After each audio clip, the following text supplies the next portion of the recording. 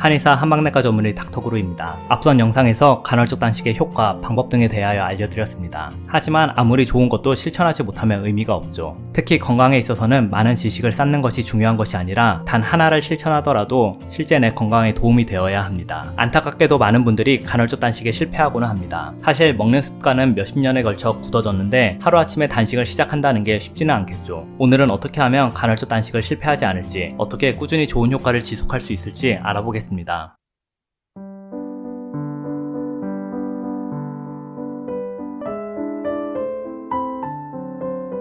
첫 번째, 강박적인 단식을 피하라. 역설적이게도 많은 분들이 간헐적 단식을 잘 하려다가 오히려 실패하고는 합니다. 단식을 엄격히 한다는 것은 첫 번째로 단식의 시간을 길게 가진다는 것이고, 두 번째로 단식 기간 동안 아무것도 먹지 않는다는 것입니다. 먼저 단식의 시간은 조금씩 늘려가는 것이 좋습니다. 처음부터 너무 긴 시간 단식을 하면 몸이 적응하지 못해 무기력증, 어지러움, 두통, 구역감 등이 나타날 수 있고, 단식이 끝난 후 보상심리 때문에 폭식하게 되면 오히려 역효과가 나는 경우도 있습니다. 단식의 기간 동안 음식 섭취에 대해서는 물, 소금물, 기타 영양소 정도의 섭취 외에는 최대한 자제하는 것이 좋기는 합니다. 하지만 단식에 실패하는 것보다는 처음에는 어느 정도 여유를 두는 것이 좋습니다. 당이 없는 커피나 탄산수 등으로 허전함을 달래보다가 정 힘들면 다른 첨가물이 없는 코코넛 밀크나 방탄커피, 야채 주스 등을 한잔 하셔도 괜찮습니다. 사실 이런 음료에도 소량의 칼로리가 있기 때문에 엄격히 말하면 단식이 깨졌다고 할 수 있습니다. 하지만 강박적인 단식으로 이를 지속하지 못하는 것보다는 처음에는 적응 과정을 거치면서 지속할 수 있는 것이 더 중요합니다. 간헐적 단식을 단발적인 이벤트처럼 생각하지 마시고 내가 편하게 할 수 있는 단계 정도로 꾸준히 하는 것에 집중하세요. 두 번째, 단식 후 폭식 금지. 단식하고 난 후 요요 현상이 왔다는 얘기 들어보신 적 있으신가요? 그러면서 단식을 하면 안 된다고 하는데 솔직히 들여다보면 단식을 한 것이 문제인가요? 단식 후에 폭식을 한 것이 문제인가요? 예전에 예능 방송에서 간헐적 단식이 아니라 간헐적 폭식이라고 하면서 웃음을 자아냈었는데요. 다이어트나 건강을 생각하면 절대 하면 안 되는 것입니다. 실제로 우리 몸은 단식 후에 들어온 영양소들을 더 많이 저장해 두려고 합니다. 언제 식량이 부족할지 모르니 몸에 최대한 쌓아두려는 것이죠. 이것은 생존을 위한 우리 몸의 자연적인 메커니즘입니다. 그런데 이러한 자연적인 메커니즘에 비자연적인 정제 탄수화물을 대량으로 섭취해주니 요요 현상이 일어나는 것입니다. 단식 후에 폭식을 할 바에는 차라리 단식을 안 하는 것이 낫습니다. 단식 후에 폭식을 예방하기 위해서는 단식을 마치고 식사하기 1시간 전쯤 방탄커피나 코코넛 밀크 등으로 허기를 달래는 것이 좋습니다. 양질의 지방은 우리 몸에 포만감을 주기 때문에 폭식하는 것을 막아주죠. 또한 위에서 얘기했듯이 처음에는 단식 기간을 짧게 하는 것도 괜찮습니다. 12대12 단식을 했는데 야식 한 번 안 먹었다는 핑계로 다음날 폭식하는 분들은 없겠죠. 세 번째, 이 정도는 괜찮겠지 하고 먹는 음식들. 세 번째는 간헐적 단식을 중단하는